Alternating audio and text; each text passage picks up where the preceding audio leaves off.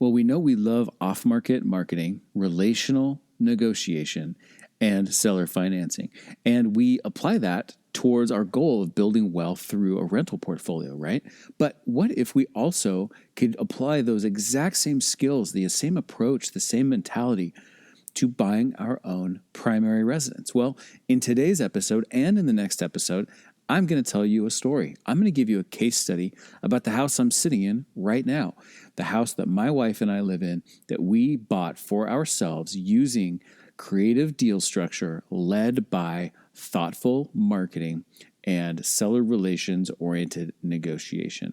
I can't wait to tell you this story. So let's cue up this theme song and I'm going to jump right in to giving you the case study. Welcome to Racking Up Rentals, a show about how regular people, those of us without huge war chests of capital or insider connections, can build lasting wealth acquiring a portfolio of buy and hold real estate.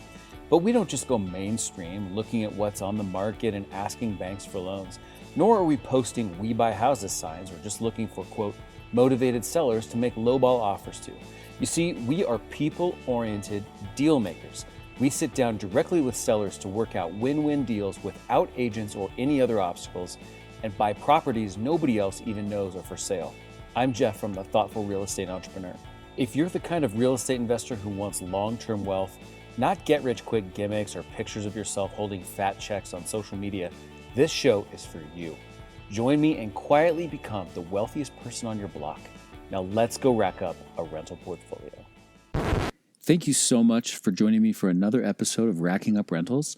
Show notes for today's episode are going to be at thoughtfulre.com/E63. Please do us a big favor by hitting the subscribe button in your podcast app. I would appreciate that so much. It really helps other fellow thoughtful real estate entrepreneurs to find this show. All right, onward with today's episode.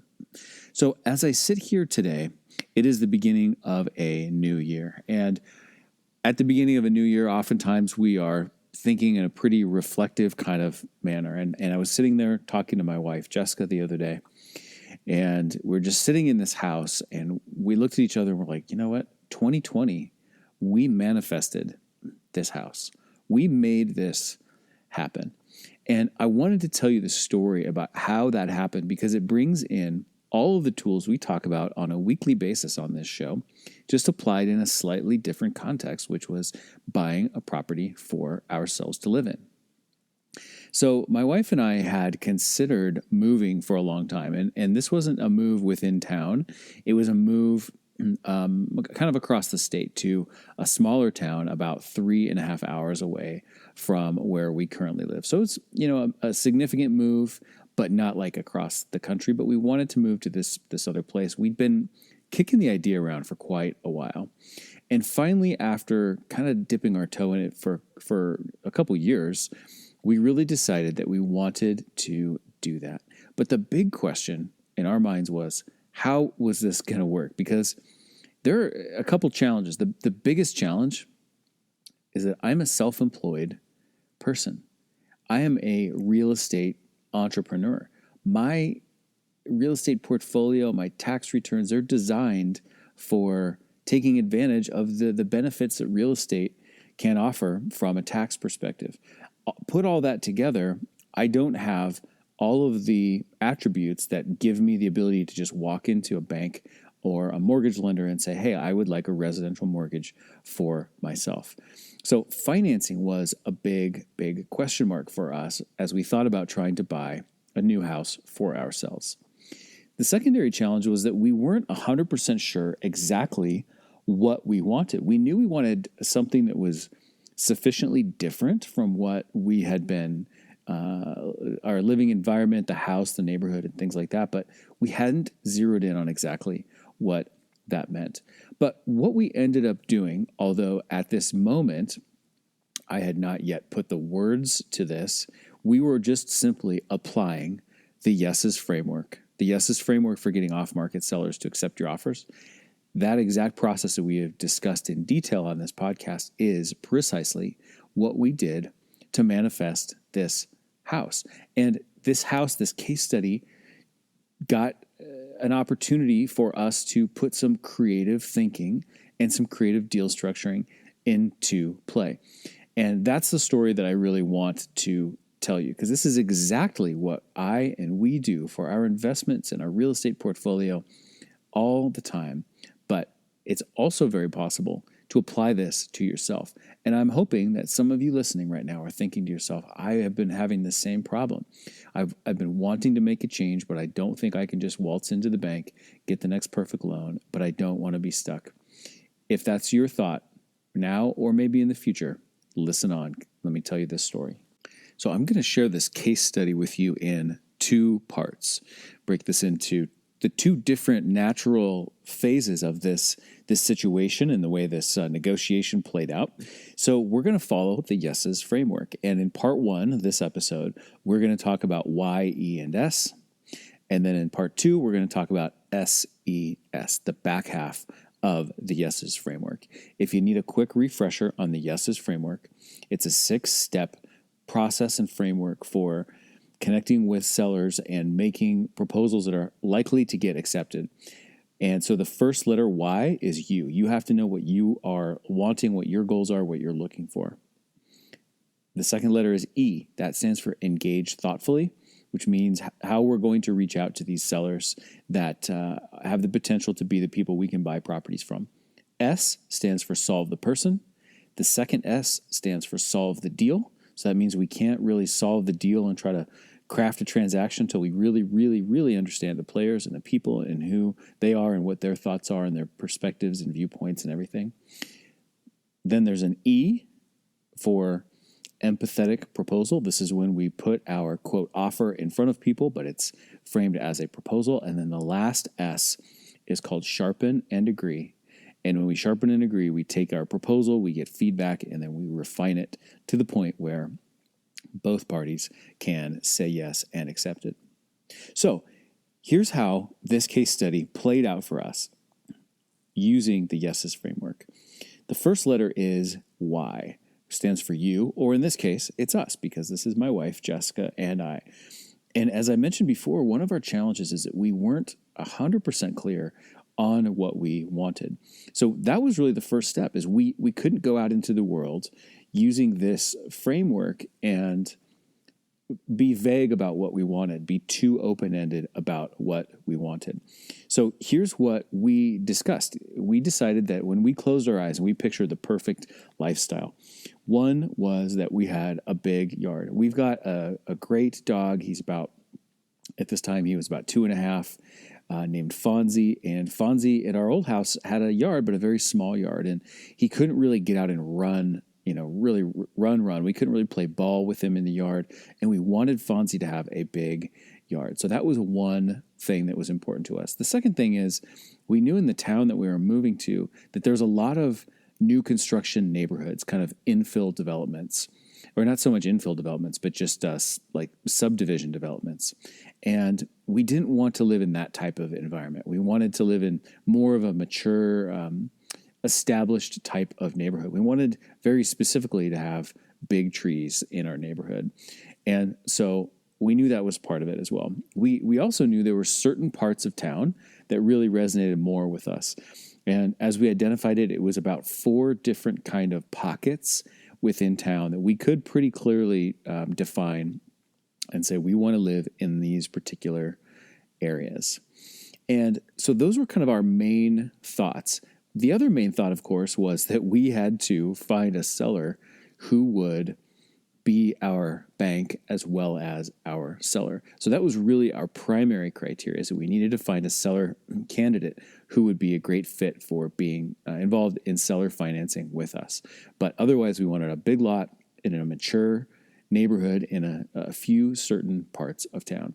So the next thing we did is we translated those elements of our vision into something that could be queried in a database, because I knew we were going to go to our title company in this town, which we already had an established relationship with, and we're going to ask them for a list. But how were we going to get this list? Well, we could define the list in terms of a few criteria. One is we could tell them exactly what neighborhoods we wanted. We could say, we could either name the neighborhood, or we could say, okay, this pocket number 1 of 3 or 4, is the north border is this road, the south border is that road, the east and west borders are this road. So we give them very specific areas that we wanted. We said within those areas, we want an owner who has owned this property for several years and is an absentee owner, meaning they don't live there. The tax records are being sent somewhere else, because we knew that would be the crux of our ability to potentially negotiate seller financing. We wanted them to have owned the property for several years, let's say 10 years, because we knew that in that case they'd have a lot of equity, maybe even have this property paid off, and that too would really match up well with our seller financing goals. We told them that we wanted the house to be no newer. In other words, the construction date of the house needed to be before 1990. So why was that? Was it that we were really looking for an old house? No, not really. But we knew we wanted to be in an established neighborhood with mature trees. And so that meant that the homes here wouldn't have been built in the last 20 years. They needed to be older so that the neighborhood would have a more established feel, and those trees would have had lots of time to have grown. And then, of course, we said we want the minimum lot size to be whatever we said. I think we probably said 9,000 feet, for instance, was the minimum lot size that we wanted. Now, one other thing that Jessica and I wanted, but we didn't really know how to translate into a queryable list criteria that we could ask for, was we really had this vision of living in a home that had views of the mountains, because this is sort of a mountain town and we wanted to be able to see mountains. That was a big kind of lifestyle, quality of life upgrade we wanted to make. But we didn't know how to convert that into something we could ask for on a list. So we just had to trust that maybe some of these neighborhoods that we were wanting to target with our list were going to have those types of views, but we really didn't know. So I asked for the list and I got a list back. And the first thing we did, now this list was of a manageable size. It was probably about 300 names. And so Jessica, being very meticulous, far more than I am, she went through property by property and looked up on Google Maps, Google Street View, each property, and manually decided yes or no with those. And with that, she probably trimmed out about a third of them and said, oh, you know what, this inadvertently is too close to a busy road. There's commercial stuff here nearby. Maybe we don't want that. Looking at the curb appeal, I don't see the curb appeal. So she actually screened out probably about a third of them. And we were left with a list of approximately 200 sellers that we wanted to reach out to. That was all the U, the Y, right? The letter Y in the Y.E.S.S.E.S framework was the U step, or in other words, us. What did we want, and how could we translate that into a list? Now, secondly, we moved on to E for engage thoughtfully. Here's what we did. We wrote a personal letter. We simply told our story, and we made it about both of us. Now, I had history growing up in this town, so I mentioned that. We didn't make it overly sappy or cheesy, but we just said that the honest truth is we're feeling a pull to come back to this town. And luckily, we're in a position where our work is flexible, and this is what we want to do. This is why we are reaching out to you. If you would ever, consider having a conversation with us about selling this particular property, we would love to have that chat with you. We both put our contact information and names at the bottom of the letter, and we both signed it in our own real handwriting. And this is an important point because these sellers now see, okay, there's a man, there's a woman. I see both their contact info, phone numbers, email addresses, and it makes it very comfortable for the person receiving the letter to decide who they want to respond to if they're going to respond. And there were certainly people who chose to call only Jessica, and there were people who chose to call both of us but called Jessica first. And so that's an important detail as well. We received a lot of phone calls, actually, a couple emails, quite a few phone calls. Some people even called to say, I really appreciate your letter. I too have felt a pull back to the town, and our property is not for sale, so I can't help you on that. But I do know so-and-so down the street has got a sign out front. You should go check that out. So we got lots of nice feedback, and we got a few people who called and said, yes, I would consider that conversation with you. And one of those people was a guy we'll call Albert. Albert was actually, in the sequence of things, one of the first people to call us, and he left both of us a message. And so since this is what I do all the time, I called Albert back. Jessica wasn't quite as excited to do that. So I called him back and I looked up his property and I saw, okay, this is kind of a neat looking house. It's a really kind of a cool location.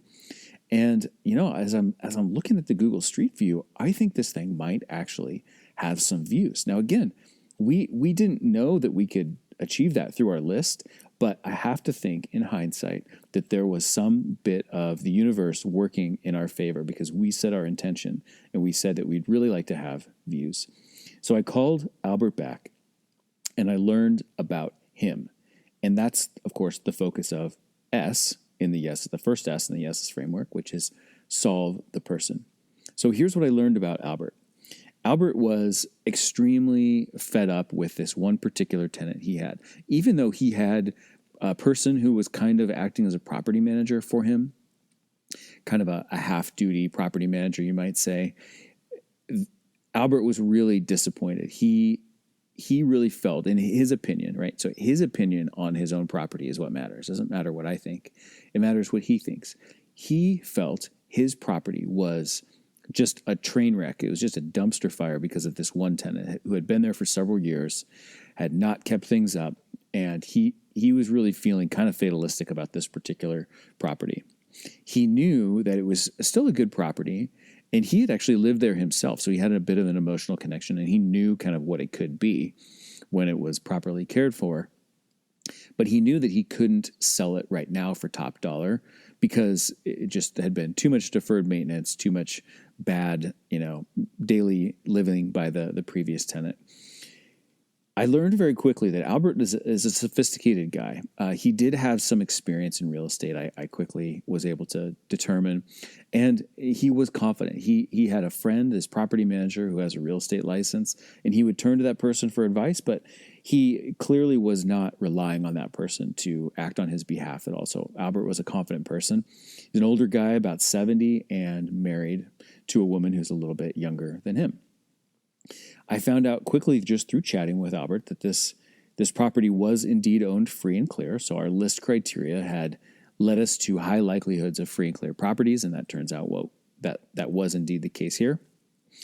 And I also learned that he didn't seem to be too concerned about his capital gains tax. Now, he hadn't lived in this house for quite a while, so he definitely was going to be subject to capital gains tax upon the sale of this property, but he didn't seem to be too concerned about that, which I found a little bit interesting, and I think later I would kind of figure out maybe why, so I'll tell you that when we get there. He and I had great rapport. He was trusting but verifying, I think, is the best way to put that. He seemed to believe in me, but he wasn't going to blindly just say, oh, I'll just do whatever this Jeff guy wants. But it was a good, comfortable rapport of two people, me and him, talking to each other who were both trusting but confident and able to verify that our thoughts about the other person were indeed accurate. So it was a good, kind of comfortable dynamic. At one point, not too far into the conversation, I said, Albert, I just so I can brainstorm all the potential paths here, are you open to the idea of me making payments to you over time? And he said, yes, I'm open to that. And as we kind of just initially started to have this dialogue, he told me that he really wanted to get $625,000 for this house. He felt it was a $700,000 plus house if it had been repaired, and he certainly had the capabilities to do that. He just really didn't want to. He was feeling fed up and was ready to be done with this particular thing. And so he felt, from his perspective, like he was giving a buyer a good deal at $625,000. And I felt like that was a reasonable figure too. I hadn't vetted it too deeply at that point, but I felt like that was reasonable. Now, what he also told me is that if he were to be open to that idea of receiving payments over time, right? And that's, by the way, just a very, very plain English way of broaching the subject of seller financing without being too jargony or technical. He said he would want $150,000 down, right? And it was clear very quickly from his comments around this that he wanted to make sure that a buyer had skin in the game. This was a very, very important thing to him. He said that he felt like 4.5% interest would be fair, and he didn't really want this to drag on forever, so he suggested a 15-year amortization. So our initial, it's not, you can't even call this a proposal because it was just verbal and it was actually coming from him. But our initial just jotting down in pencil of any numbers were $625,000 purchase price, $150 down, 4.5% interest rate on a 15-year amortization. Now, my initial reaction to this was, I don't think that's quite where I would want to be. But I, as I always do, just kept that to myself, continued to gather information, asked clarifying questions to make sure I could understand Albert and his perspective on this topic as well as I possibly could. I knew I was going to have to make some adjustments to this deal, and I wasn't sure exactly what they were going to be just yet, but we were making progress.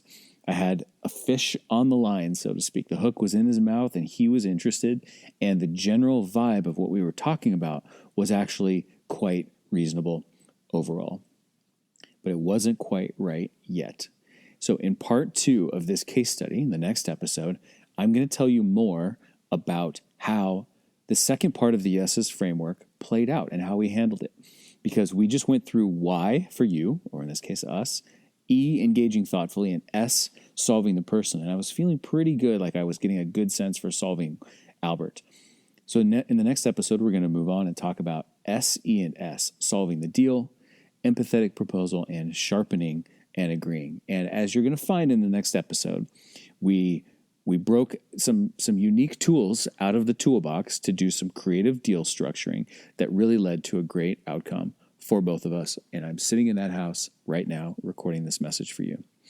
By the way, if you are thinking to yourself that you would like to do this, we have got some education and training on our approach to direct mail marketing at sellerdirectmail.com. If you go there, you can take a look at what that involves. It's extremely affordable, and it shows you how you can get your list, what you would say in your letter, how you should physically package that letter up, and even gives you some tips on how to efficiently go about the work of printing letters and mail merging and folding and stamping and sealing envelopes and all that good stuff, so that you don't just have to sit there yourself for days on end doing that.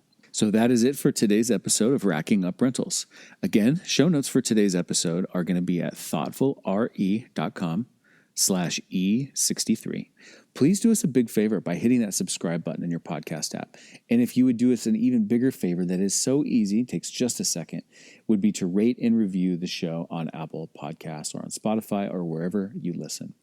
Did you know that we have a Facebook group for thoughtful real estate entrepreneurs too? Well, it's true. It's called Rental Portfolio Wealth Builders, and I would love to have you join us over there.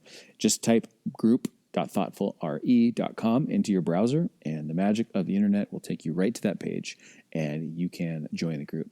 If you liked this episode and you're listening on your phone, please take a screenshot of it. Post that screenshot to Instagram. Just go ahead and tag us. We are at Thoughtful Real Estate.